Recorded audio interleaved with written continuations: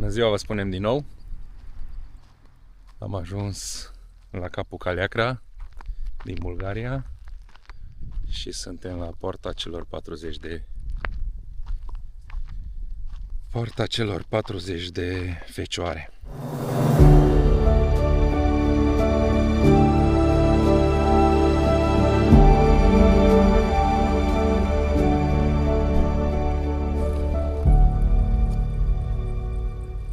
O să ne intrăm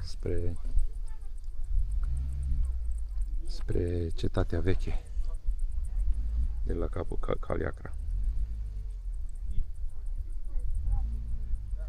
17 km de Balcic, 60 de km de Vama Veche se află, promotoriu stâncos ce se întinde 2 km în mare. Multe legende legate de acest loc strategic. Se spune că aici și-ar fi adepositit averea Lișmaci, succesorul lui Alexandru cel Mare. Se spune că un grup de 40 de fete bulgare s-au aruncat în mare, legându-se de păr una de cealaltă pentru a nu fi prinse și convertite la islam de turci. Parcare micuță, dar destul de încăpătoare pentru câți vizitatori par a fi. Și continuăm mai departe explorarea. Bineînțeles că am să vă citesc toate informațiile de pe telefon, deoarece nu am avut timp să le memorez pe toate, fiind în concediu. Încercăm să vă prezentăm și o partea istorică a locurilor, dar și imagini cu locurile frumoase pe care noi le vizităm.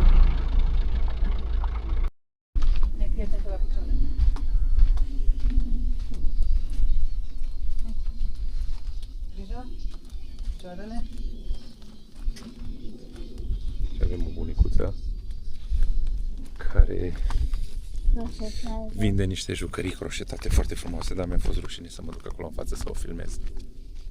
Am mărit cât s-a putut de mult să nu o deranjăm și ascultă muzică tradițională bulgărească. Observa ruinele foarte vechi de la cetate.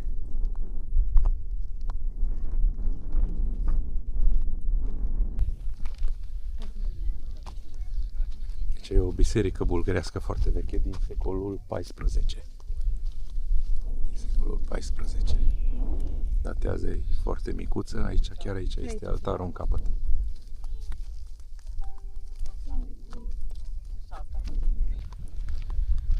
Aici, în partea stângă a insulei de la intrare, partea stângă a cetății de la intrare se găsesc băile romane din secolul IV. Astea sunt și mai vechi, și biserica e foarte veche. Câți oameni deja au venit. Sunt mulți oameni.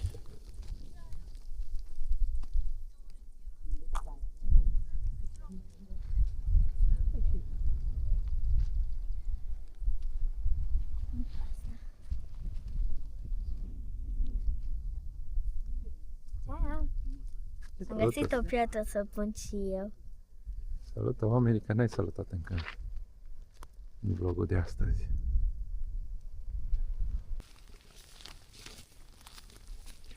Uite aici. Încet. Continuă încă 2 km. GPS-ul încă vorbește în fundal.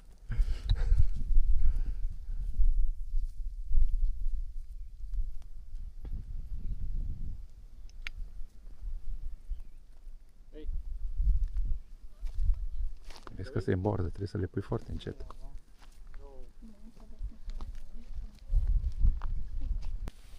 Numele Caleacra înseamnă pelerină frumoasă. A început să fie menționat în secolul 13-14, iar prima așezare, cea mai veche așezare descoperită de aici este construită în secolul al IV-lea. Deci foarte veche. A fost un mare port internațional. A devenit centrul cel mai mare port internațional.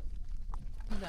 Aici ar trebui să descoperim și o peșteră care este amenajată ca muzeu, în care sunt expuse foarte multe descoperiri arheologice de aici.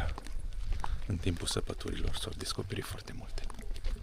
Și ajungem și la poarta principală imediat, prin care o să intrăm în cetatea medievală.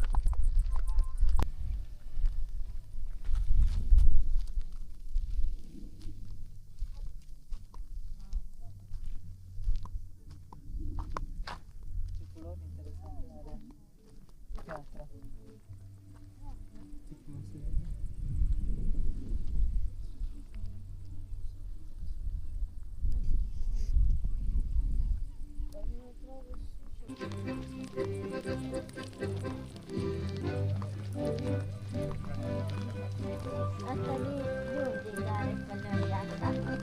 Nu știu. Vine mașina. Asta de unde este mașina?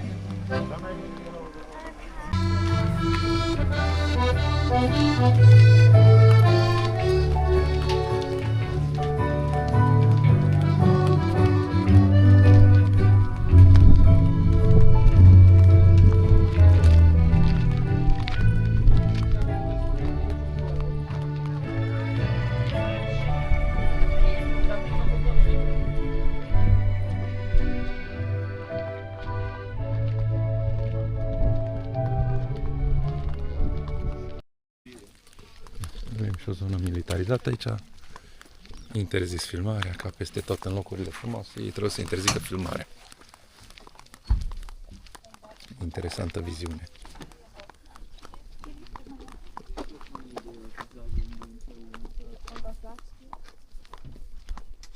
Priveliștea merită. Uite că ajungem și la muzeu. Mergem la muzeu. Niște merită tot banii, da? Da. Și nervii. Suferiți. Da. Suferă. O să-ți iau Magne B6.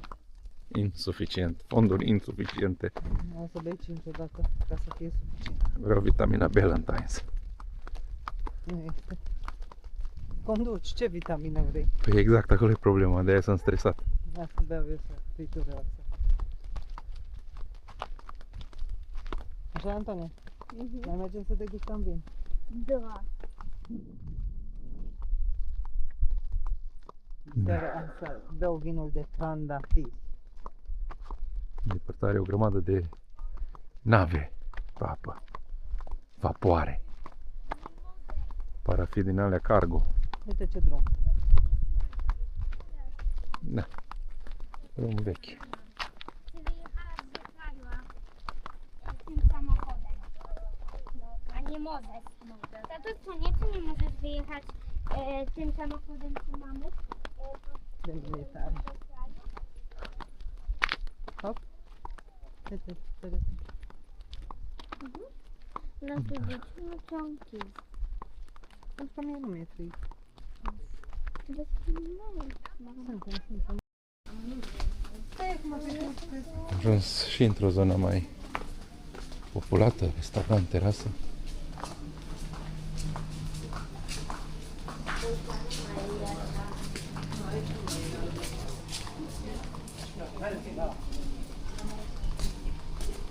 Aici ce e? Un restaurant, tati meu. Uite, și pe aici e intrarea în muzeu, care sperăm să nu fie închis.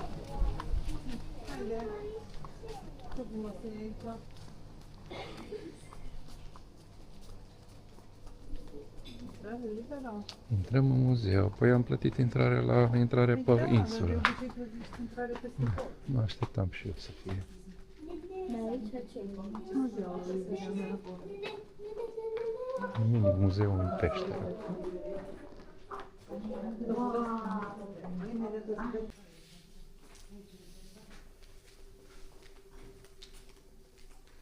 Și sunt relicve descoperite în urma săpăturilor.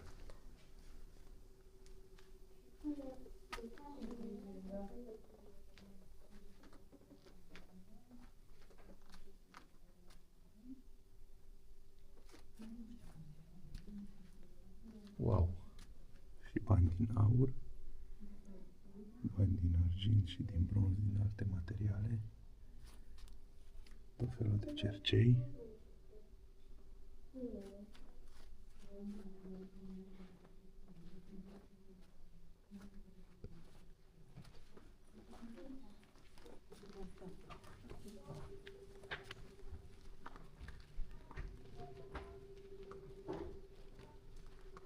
Sunt tot felul de descriere aici și în limba engleză, ceea ce e foarte bine. Ancore foarte vechi.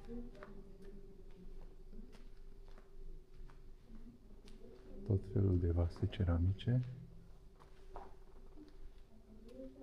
Și tavă din bronz.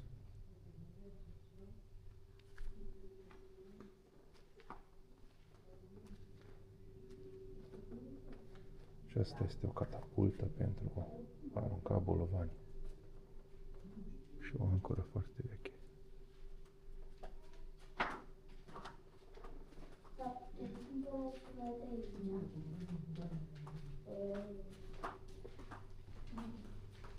Și aceasta este prezentarea, Cum a fost mai de mult. da, cum a fost această peninsulă. Că de fapt este o peninsulă. Aici este intrarea unde am intrat prima dată, care nu era zidurile foarte ridicate, foarte intrarea din mijloc, a doua intrare care a fost reconstruită, bănuiesc eu. Și am trecut, noi suntem pe aici, prin zona pe undeva, chiar la peștera aceasta. Nu știu dacă o să putem să coborăm până jos la mare, dar o să încercăm. Din păcate nu suntem cel mai corect îmbrăcați, dar ne străduim. Și pe aici coboră regina, dar lângă la mare. Pe aici ar fi una din coborâri, dar se pare că sunt blocate coborârile. Da.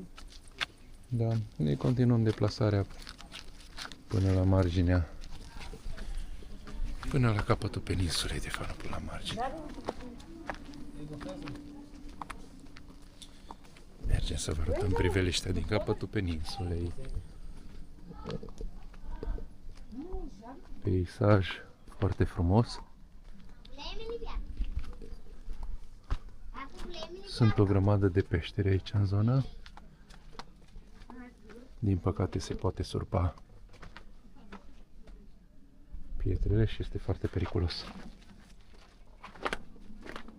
să te bași pe aici prin toate peșterile. Îți dau un exemplu.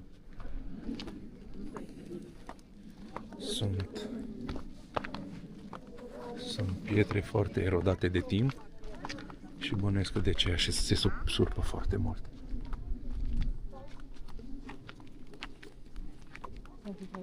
Fetele Magic, ca de obicei. Da.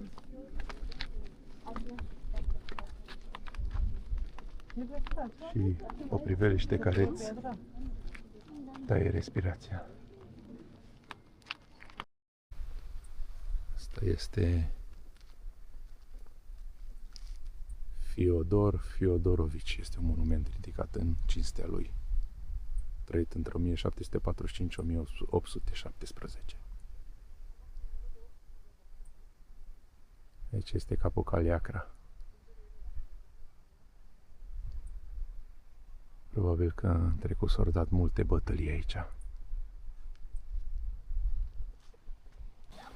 Bun, deci am ajuns și în cel mai estic punct de pe peninsula, care se numește Caliacra, capul Caliacra. Întâlnim și mireasa, care face poze. Fac poze pentru albumul de nuntă. Şimdi uzakta olunca ne bileyim ama yakında olduğuna Bunu vereceğim.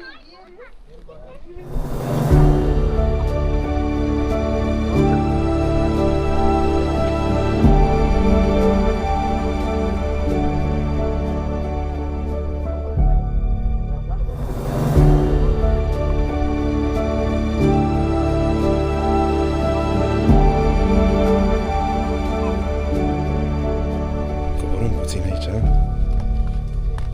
Să vedem unde ajungem. Dacă ajungem undeva.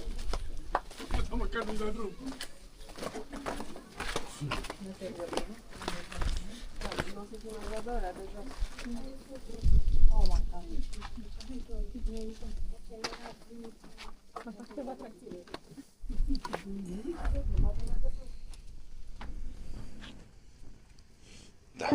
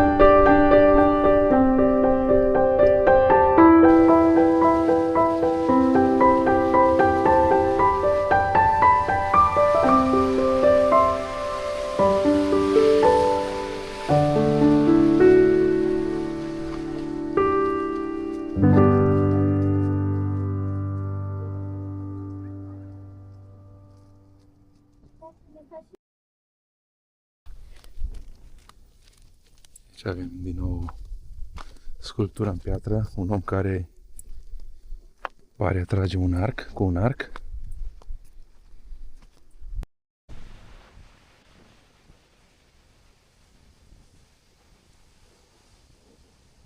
Înainte am fost pe partea sudică a peninsulei, acum suntem pe partea nordică a peninsulei.